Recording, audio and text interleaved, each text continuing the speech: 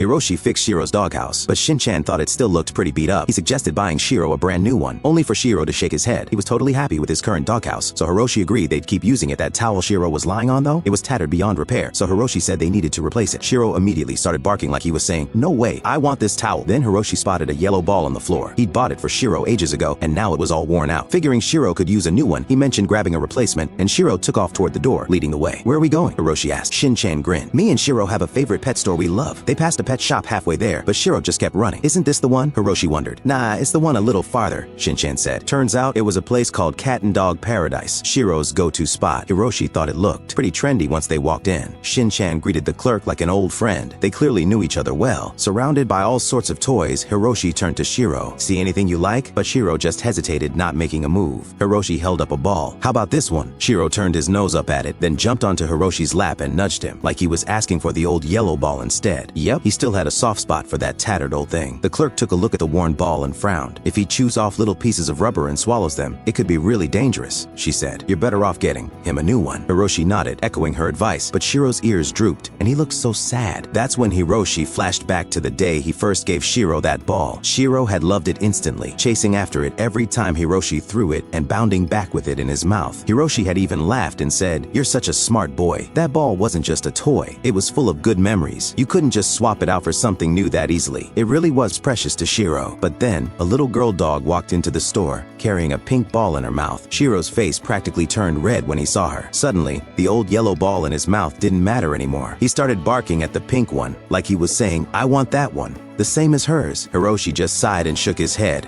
amused. The store had a little play area for dogs, and Shiro trotted over with his new pink ball, looking at the girl dog like he was inviting her to play. She wagged her tail. She was totally on board. Soon, the two pups were chasing the ball together, zooming around the play area. Turns out, Shiro didn't just want a new ball. He wanted a chance to make friends with that cute little girl dog.